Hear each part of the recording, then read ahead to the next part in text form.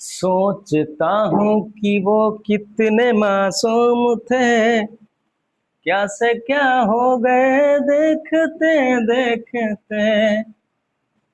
यही सभी छात्र छात्रा सोचते हैं जब उनको मैथ नहीं आता, समझ में आ पाता है। तो आप लोग चिंता ना कीजिए, आप लोगों के लिए हम क्लास 10th का चैप्टर 5 समानांतर श्रेणी लेकर आ रहे हैं। और ये इसको अर्थमेटिक प्रोग्रेशन भी बोलते हैं, जिसको शॉर्ट में एपी कहा जाता है। मतलब एपी यानी अर्थमेटिक प्रोग्रेशन, हिंदी में कहिए तो समानांतर श्रेणी।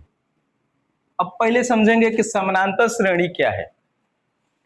तो समानांतर श्रेणी एक ऐसा श्रृंखला या सीरीज होता है जो पहली पद में कुछ और पद जोड़ के प्राप्त किया जाता है, कुछ एक निश्चित पद जोड़ के। जैसे कि मान लीजिए कि हम लिखते हैं 7, 9, 11, 13,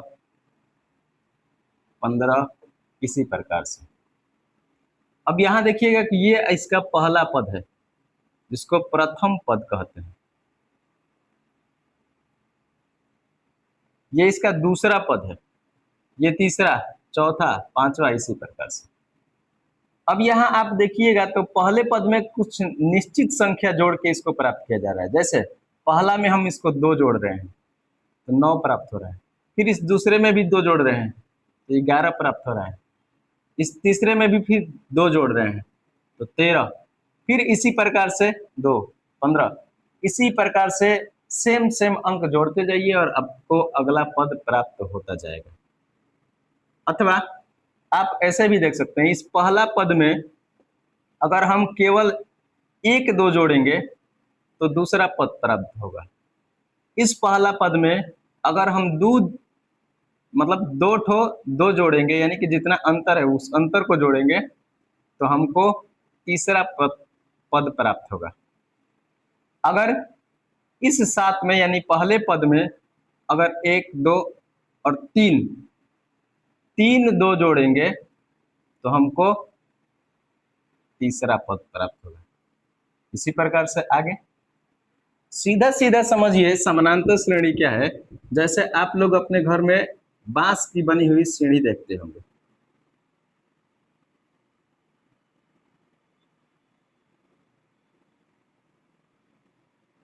इस प्रकार से। तो आप देखिएगा कि ये जो इस पर चढ़ने वाला बनाया जाता है, इन दोनों का बीच का जो अंतर है ना, वो समान होता है। ठीक है, इसके बीच का जितना अंतर सेम टू सेम उतना ही अंतर इसके बीच का भी सेम, उतना ही अंतर इसके बीच का भी होता है। तो समान अंतर पर लगाया गया श्रेणी को ही क्या कहते हैं? समानांतर श्रेणी। अब इसी बात को याद रखिए कि ये एक सीढ़ी है और समान अंतर पर लगाया गया है, इसीलिए इसको क्या कहेंगे? समांतर श्रेणी। समझे? हाँ। अब देखिए, ध्यान पूर्वक सुनिएगा। अब इसमें क्या होता है कि इसको एक बार पुनः देख लीजिए। इसको बोलते हैं प्रथम पद। अब हिंदी से अगर हम आपको ऐसे बताएं अंकों में, तो इसको बोलते हैं ए, इसको बोलते हैं A2, इसको बोलते हैं A3, इसको बोलते हैं A4, इसको A5।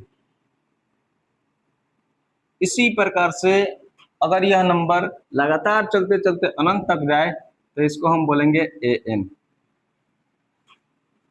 ठीक है, समझ गए? तो ये है हमारा समानांतर श्रेणी।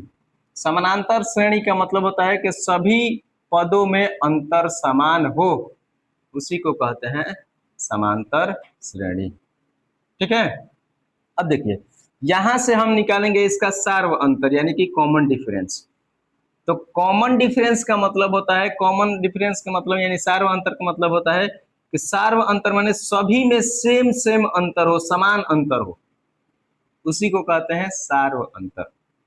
जैसे इसमें देख लीजिए, पहला पद और दूसरे पद के बीच का अंतर कितना 2 है, तीसरा और दूसरे पद के बीच का अंतर कितना 2 है, और चौथा और तीसरे पद के बीच का भी अंतर कितना, 2 है। पांचवा और चौथे पद के बीच का भी अंतर क्या है, 2 है। समझ गए। तो इसको कॉमन डिफरेंस को यानी सार्व अंतर को डी से सूचित किया जाता है। इससे डी से, छोटा वाला डी से सूचित किया जाता है।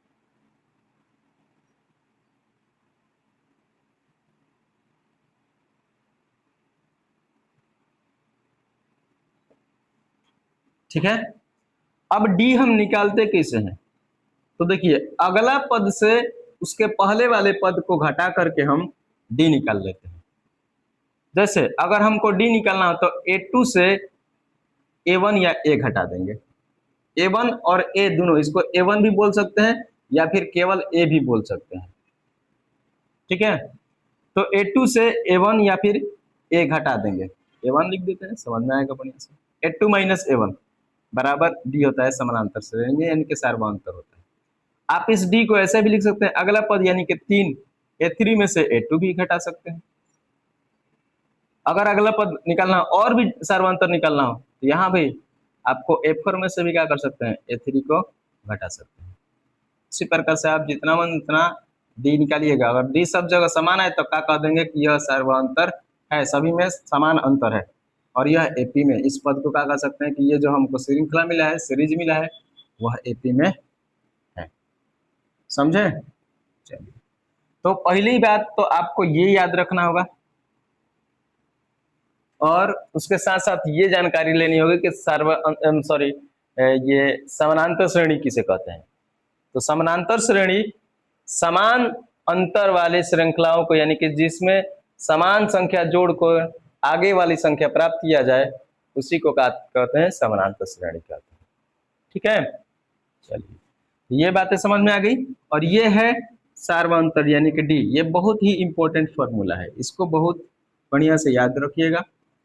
और जिसको ये फॉर्मूला याद हो गया वो क्लास 10th के चैप्टर 5 का एक्सरसाइज 5.1 पूरा अच्छी तरह से क्लियर कर लेगा, बना लेगा। इसके लिए एक दो और फॉर्मूला है जो हम आपको बता देते हैं।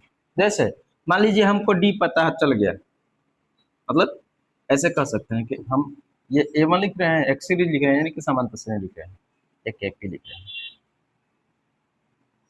यहाँ A1 A2 A3 A4 A5 इस प्रकार से आ गए।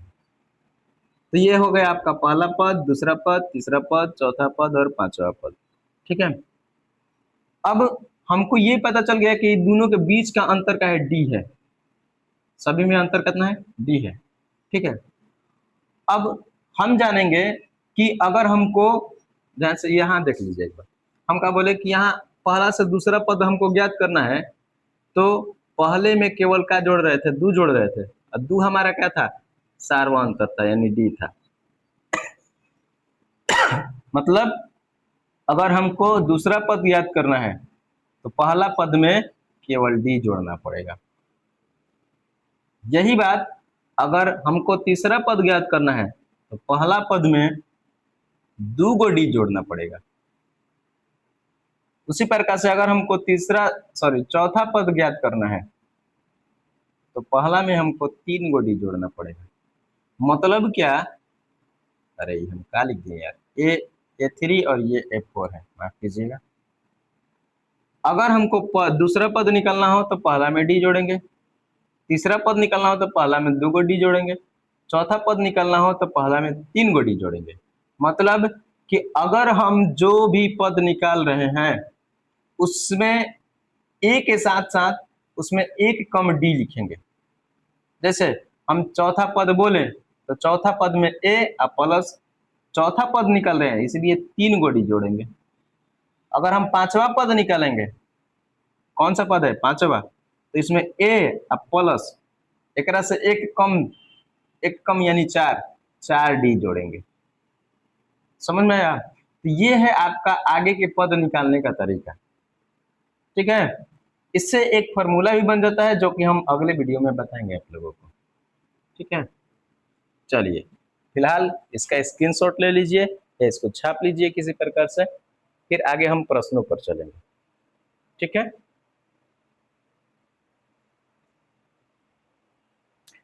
देखिए, चले अब चलते हैं हम लोग एक्सरसाइज 5.1 पर। यहां देखिएगा तो यहाँ प्रश्न एक बोल रहा है, सुनिए, कह रहा है निम्नलिखित परिस्थितियों में या निम्नलिखित स्थितियों में से किन स्थितियों में संबंध संख्याओं की सूची एपी है और क्यों।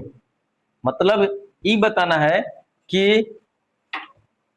इन प्रश्नों में कौन सी स्थिति एपी में है, आपको ये बताना है। तो पहला प्रश्न हम लोग देख रहे हैं, इसमें बोला गया है कि प्रत्येक किलोमीटर के बाद का टैक्सी का किराया, जबकि प्रथम किलोमीटर के लिए किराया 15 रुपया है और प्रत्येक अतिरिक्त किलोमीटर के लिए किराया 8 रुपया है। तो यह बताइए कि यह जो लैंग्वेज है, जो भाषा है, जो बताया गया है, यह स्थिति एपी में है या फिर नहीं है, यानी कि यह समानांतर श्रेणी है कि नहीं है। देखिए अब इसको हम जानते हैं। अब पहले इसको समझिएगा ध्यान पूर्वक। इसमें क्या बोला गया है कि एक टैक्सी है,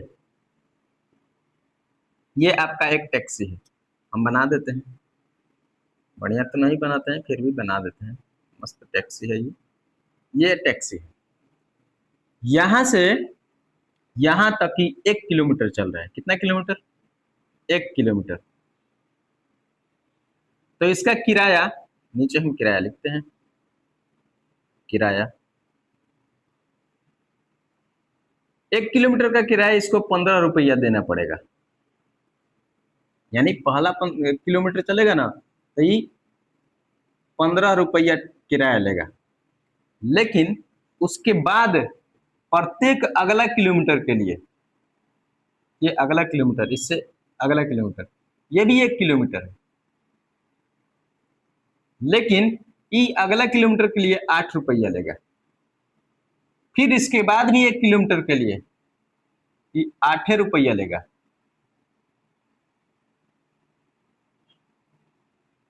इसके बाद भी 1 किलोमीटर के लिए 8 रुपया लेगा। फिर इसी प्रकार से आगे चलता जाएगा। ठीक है, समझ गए। अब ऐसा क्या है कि हो सकता है कि पहला किलोमीटर का रोड खराब हो, इसलिए वो सोच रहा होगा कि 15 रुपया ले ले।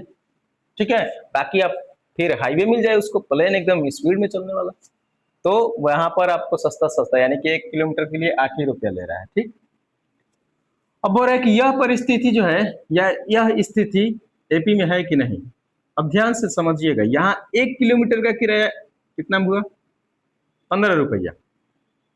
2 किलोमीटर यहां से यहां तक के देखिएगा, 2 किलोमीटर का किराया, तो सब पहला किलोमीटर के लिए 15 रुपया, हम नीचे लिखते हैं, ऊपर छोड़िए, पहला किलोमीटर के लिए 15 रुपया, 2 किलोमीटर का किराया सोचिए 15 प्लस 8 23 रुपया। अगर यही हम आगे बढ़े 3 किलोमीटर के लिए, 1 2 3, 3 किलोमीटर के लिए यहाँ तक है, तो 15 सॉरी 15 8 और 8 8 16 कितना? 31 रुपया। और उसके बाद में फिर से हम आगे बढ़े, यानी 4 किलोमीटर के लिए, तो 4 किलोमीटर के लिए जाएंगे तो 31 है, इसमें और 8 जोड़ दिए, 39 रुपये। अब ध्यान पूर्वक देखिएगा, ये आपका हो जाएगा ए, ये हो जाएगा आपका A2, ये हो जाएगा आपका A3 और ये हो जाएगा आपका A4। समझ गए? यानी ये पहला पद, यह दूसरा पद, यह तीसरा पद, यह चौथा पद होगा। बातें समझ में आ रही है? अब यहाँ आप देखिएगा, सबके बीच का अंतर जो है ना, समान समान आपको मिलेगा, और जब समान समान मिलेगा तो कह देंगे कि यह परिस्थिति एपी में है। समझ गए? अब यहाँ हम डी निकाल के देख देते हैं। तो सर A2 आप सीखा है कि A2 माइनस A1 डी होता है, तो यहाँ देखिएगा तो A2 सर कितना है? 23 है, हम लिखेंगे 23, माइनस A1 कितना है? 15 है, 15। तो हमारा डी कितना निकल के आया? सर जी 8 निकल के आया। सेम उसी प्रकार से यहाँ देखेंगे A3, ये भी बताया था कि अगला पद यानी कि A3 माइनस A2 कर देंगे। तो यहाँ A3 हमारा जो है कितना है 31 माइनस A2 कितना है 23। तो ये कितना हो जाएगा इसका डी, ये भी सर जी 8 होगा। ठीक है, इसी प्रकार से अगला भी निकालिएगा, निकाल भी देते हैं। A4 minus A3, A4 sir जी कितना 39 माइनस A3 कितना 31, कितना होगा सर जी 8 होगा।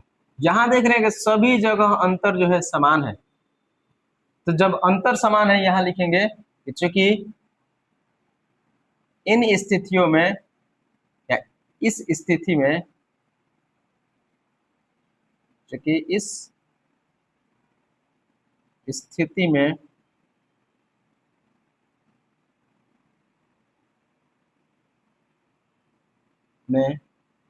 डी समान है, डी मतलब सर्वांतर, अतः यह एपी में है। समझ गए? आया समझ में? अगर समझ गए तो इसको छाप लीजिए या फिर इसका स्क्रीनशॉट ले लीजिए। देखिए अब देखते हैं हम दूसरे प्रश्न को। इसमें क्या बोला गया है कि किसी बेलन में उपस्थित हवा की मात्रा, जबकि वायु निकालने वाला पंप प्रत्येक बार बेलन की शेष हवा का 1/4 भाग बाहर निकाल देता है। तो अब इस स्थिति को आपको समझाना है कि यह एपी में है कि नहीं है, इसलिए हम पहले से इसको हम लिख के रख लिए हैं ताकि आपको समझाने में आसानी हो जाए। देखिए समझिएगा ध्यानपूर्वक।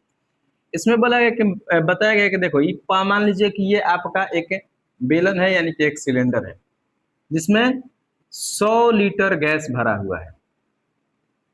तो 100 लीटर गैस भरा हुआ है तो इसमें बोला है कि प्रत्येक बार में 1/4 भाग बाहर निकाल दिया जाता है। तो 100 का जब 1/4 करेंगे तो 25 लीटर होगा, मतलब 25 लीटर जो है इसमें से बाहर निकाल दिया जाएगा। तो जैसे ही 25 लीटर बाहर निकालिएगा तो 100 से 25 घटाइएगा तो 75 लीटर बचेगा। यानी कि पहली स्थिति में जब हम लोग 1/4 इसका निकाल दिए तो बचा कितना 75 लीटर। समझ गए? यानी कितना निकला 25 लीटर निकला पहली बार में। दूसरी बार अगर हम देखें तो अब इस 75 लीटर का 1/4 निकालेंगे, तो 75 का 1/4 करेंगे तो 18.75 आएगा। अभी 18.75 इससे निकलेगा, जैसे ही 18.75 इस 75 से निकलेगा तो बचेगा 56.25, यानी अगला स्थिति में 56.25 बचा। तो आप यहाँ देख सकते हैं कि यहाँ इससे 25 लीटर निकल रहा है और यहाँ 18.75 लीटर निकल रहा है। यानी यहाँ भी आप देख सकते हैं कि यहाँ सर जी दोनों में अंतर, यानी कि निकलने का जो अंतर है इसमें 25 लीटर है, में 18 लीटर, बराबर संख्या में तो गैस नहीं निकल रहा है। जब बराबर मात्रा में निकले, बराबर मात्रा में अगर निकलता तब कहते कि ये एपी में है, लेकिन यहाँ आपको देखने को मिल रहा है कि अलग अलग मात्रा में गैस को बाहर निकाला जा रहा है, मतलब यह परिस्थिति या यह स्थिति एपी में नहीं है। आप इसको ज्ञात कर सकते हैं डी निकाल करके। अगर डी समान आ जाए तो कह देंगे कि एपी में है, डी समान नहीं आए तो कहेंगे कि एपी में नहीं है। तो देखिए ये हमारा पहला, यानी इसमें था 100, ये A1 है, ये आपका A2 है, ये आपका A3 है। तो A1 आपको 100 दिया हुआ है, इसमें कितना 75, तो आप A2 माइनस 7 करेंगे, यानी कि कि हमारा A2 75, A1 आपका 100, घटेगा तो आएगा -25, यानी -25 लीटर, यानी कि 25 लीटर निकल रहा है, माइनस का मतलब निकल रहा है बाहर। दूसरा हम निकालेंगे फिर से डी, तो आप ऐसे लिखते हैं A3 माइनस A2, यहाँ जो डी होगा A3 कितना 56.25, इसमें से घटा देंगे 75 को, तो जैसे ही घटाएंगे इसमें तो आपको मिलेगा D इज इक्वल टू 18.75, ये भी माइनस में, मतलब निकल रहा है। तो यहाँ देखिएगा, यहाँ पर डी कितना आया, -25 लीटर, और यहाँ पर डी कितना आया, -18.75 लीटर, यानी यहाँ डी समान नहीं है। अतः लिखेंगे यहाँ, या इसे लिख देंगे चूंकि यहाँ सार्वंतर यानी डी कह दीजिए ना, डी समान नहीं है। अतः यह स्थिति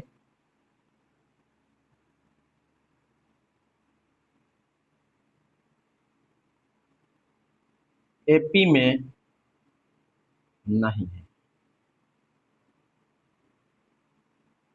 समझ गए? अगर आप लोग समझ गए तो इसका स्क्रीनशॉट ले लीजिए, रख लीजिए, या फिर एक बार पुनः देख लीजिएगा ना समझ में आए तो। अब देखते हैं हम लोग प्रश्न संख्या 3 को। इसमें बोला गया है कि प्रत्येक मीटर की खुदाई के बाद एक कुआं खोदने में आई लागत, जबकि प्रथम मीटर खुदाई की लागत 150 रुपया है, और बाद में प्रत्येक मीटर खुदाई की लागत 50 रुपया बढ़ती जाती है। तो बताइए कि यह स्थिति जो है एपी में है या फिर नहीं है। तो इसको भी समझते हैं हम लोग, ध्यान से सुनिए। मान लीजिए कि ये आपका समतल जमीन है और यहां से हम लोग कुआं खोदना शुरू करते हैं। ये आपका कुआं खोदा रहा है, ठीक है, इस प्रकार से यहां से कुआं खोदना शुरू करेंगे। तो जैसे ही हम लोग ऊपर से कुआं खोदना शुरू कर देते हैं तो 1 मीटर तक खोदते हैं। मान लीजिए यहां तक, ये हमारा 1 मीटर है, 1 मीटर। तो इसकी लागत जो है वो 150 रुपया है। क्या है? क्या है कि ऊपर पथरीली जमीन होगी तो इसको हटाने में काफी ज्यादा मेहनत पड़ रहा होगा, इसलिए इसका प्रथम 1 किलोमीटर का दाम, सॉरी 1 मीटर का खुदाई का लागत 150 रुपया। इसके बाद में आपको समतल जमीन मिल जाएगा, यानी कि मिट्टी मिल जाएगी। मिट्टी को खोदना आसान पड़ जाता है। तो यहां से फिर अगला 1 किलोमीटर के 1 मीटर क्या, ये अगला 1 मीटर,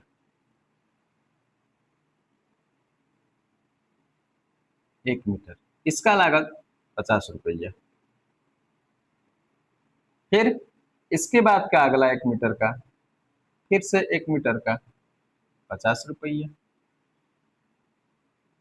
फिर अगला 1 मीटर का 50 रुपया, बढ़ते जा रहा है, समझ गए?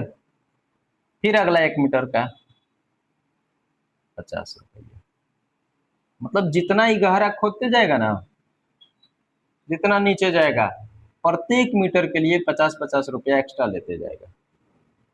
समझ गए? तो आप यहाँ देखिएगा तो पहला, यानी यहाँ से एक, ये A1 कह सकते हैं इसको, इसका रेट कितना है, 150। इसके बाद में यहाँ तक आइएगा तो यहाँ से लेके पूरा दोनों मिला के, मतलब ज्यादा आ गए हम, यहाँ चलते हैं, ये दोनों मिला के इसको और इसको दोनों जोड़ देंगे, ये आपका A2 हो जाएगा, यानी कि 2 मीटर। ये 1 मीटर 1 मीटर 2 मीटर, 2 मीटर का किराया कितना हो जाएगा? सर जी 150 रुपये पहिल का, क्या दूसर का, 50 रुपये, यानी कितना, 200 रुपया हो जाएगा। समझ गए? उसके बाद जैसे ही तीसरा मीटर पे आएंगे तो सर जी पहला मीटर, दूसरा मीटर, तीसरा मीटर, यानी कि यहाँ पर A3 आपका तीसरा मीटर का हो जाएगा। तो ये हो जाएगा आपका पहले 150, फिर 50, फिर 50, यानी कि 150 + 100 250। फिर अगला के लिए, अगला मीटर यानी 4 मीटर के लिए आप सर जी 150 प्लस 3 बार 50-50, पहला मीटर, दूसरा मीटर, तीसरा मीटर, चौथा मीटर, चौथा मीटर हम नीचे पहुंच जा रहे हैं, यहाँ है, ठीक है। तो ये हो जाएगा आपका सर कितना हो जाएगा, इसमें 50 जोड़ देते हैं तो 300 हो जाएगा, इतना रुपया। और जैसे ही 5वां मीटर के लिए जाइएगा A5, सर जी फिर से देखिए 150 + 50, 50, 50, 50, यानी कि ये 200 और 150 कितना हो गया, 350। यानी प्रत्येक परिस्थिति में 50 रुपये बढ़ते जा रहा है। तो यहाँ आप देखिएगा कि पहले मीटर के लिए 150, दूसरा मीटर के लिए 200, तीसरा मीटर के लिए 250, चौथा मीटर के लिए 350 और चौथा 5वां मीटर के लिए 350 रुपये, यानी कि 350। तो हर परिस्थिति में 50-50 बढ़ रहा है, तो ऐसे ही दिख रहा है कि ये एपी में है। लेकिन अगर हम जांच करेंगे तो एक बार डी निकाल के देख लेते हैं। सर जी डी निकालेंगे तो होता है आपका A2 माइनस A1। A2 दिया है कितना सर जी 200, घटाना कितना है पहला पद यानी 150, 50 एपी आया।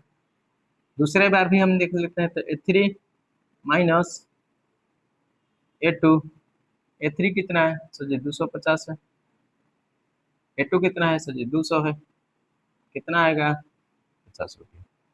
इसी प्रकार से तीसरा भी निकालिएगा तो आपका हो जाएगा A4 माइनस A3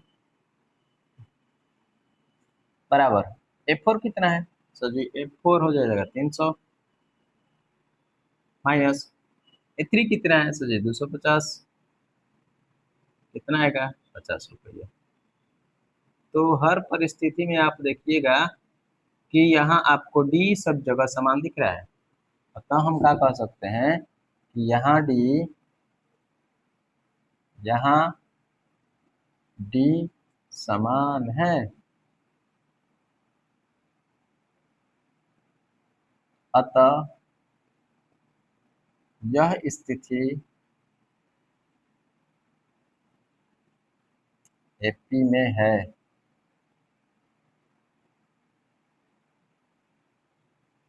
समझ गए? हाँ, तो इसको देख लीजिएगा ठीक से। देखिए अब देखेंगे हम लोग इस पहले प्रश्न का चौथा प्रश्न, पहले का चौथा। इसमें बोला है कि खाते में प्रत्येक वर्ष का मिश्र धन, जबकि 10,000 रुपये की राशि 8% वार्षिक ब्याज की दर पर या दर से चक्रवृद्धि ब्याज जमा की जाती है। यानी कि 10,000 रुपया जमा की जा रही है 8% के रेट पर, और प्रत्येक वर्ष का आपको ना मिश्रधन बताना है, ठीक है। और उस मिश्रधन को लिख करके यह बताना है कि यह एपी में है कि नहीं। हम पहले से ही लिख लिए हैं ताकि वीडियो कम टाइम में बन सके। अगर हम लाइव बनाते हैं वीडियो स्टार्ट करके तो काफी समय लग जाता है और वीडियो लंबा चला जाता है, इसलिए आप समझिएगा। यहाँ पर आपको प्रिंसिपल दिया हुआ है, यानी कि मूलधन दिया हुआ है 10,000 रुपया, रेट दिया हुआ है 8%, पूछा है कि इसका मिश्रधन प्रत्येक वर्ष बताइए कितना होगा। तो मिश्रधन का फॉर्मूला आपको याद होगा, ए बराबर होता है P इंटू 1 प्लस R बटा में 100 का पावर T, ठीक है। तो जब T पहला वर्ष होगा, फिर T दूसरा वर्ष होगा और T तीसरा वर्ष, यानी कि पहले वर्ष का मिश्रधन ये सेम टू सेम यही रख देंगे। ये आपका मूलधन है, ये 1, ये रेट है, ये 100, पहला वर्ष है इसलिए T की जगह पर 1 रख देंगे। उसी प्रकार से T की जगह पर 2, उसी प्रकार से T की जगह पर 3 रखेंगे। तो जैसे इसको हम सोल्व करेंगे, सोल्व करने के बाद पहला वर्ष का मिश्रधन इतना आ गया, दूसरे वर्ष का मिश्रधन इतना आ गया और तीसरे वर्ष का मिश्रधन इतना आ गया, ठीक है। अब इस ध्यान से देखिएगा, पहले वर्ष का मिश्रधन इतना है, दूसरे वर्ष का इतना है, तीसरे वर्ष का इतना है। तो सब में अगर अंतर हम देखें तो पहले वर्ष और दूसरे वर्ष का अंतर जो है 864 रुपया आ रहा है, और दूसरे वर्ष और तीसरे वर्ष का मिश्रधन का अंतर देखें तो 933.12 रुपया आ रहा है, इतना रुपया, ठीक है। यानी यहाँ भी दिख रहा है हमको कि डी समान नहीं है, लेकिन हम एक बार जांच कर लेंगे निकाल करके। तो निकालेंगे तो A2 माइनस A1, यहाँ देख लीजिए ये आपका A1 है, ये हो जाएगा आपका A1, ये हो जाएगा आपका A2 और ये हो जाएगा आपका A3। तो A2 माइनस A1 करेंगे तो ये देख लीजिए A2 माइनस A1 किया तो यहाँ 864 रुपया आया। यहाँ डी निकाले A3 माइनस A2 किए तो 933.12 रुपया आया, यानी कि यहाँ पर डी समान नहीं है। जब डी समान नहीं है तो यह स्थिति एपी में नहीं है, समझ गए। तो जब यह एपी में नहीं है तो इसको हम सीधे सीधे कर देंगे कि यह स्थिति जो है ये एपी में नहीं है। तो इस प्रकार से आपका एक्सरसाइज 5.1 का इसका पहला प्रश्न का 4 प्रश्न जो हम कंप्लीट बना दिए। अगला वीडियो में हम आपको इसके दूसरे प्रश्न को बनाएंगे और इसी प्रकार से लगातार आगे हम बनाते रहेंगे। अगर आप चाहते हैं कि ऐसे ही मतलब क्लास 10th की तैयारी करते रहें, आगे के मैथ हम बनाते रहें, तो आप चैनल को सब्सक्राइब कर लीजिए। चलिए, तब तक के लिए जय हिंद।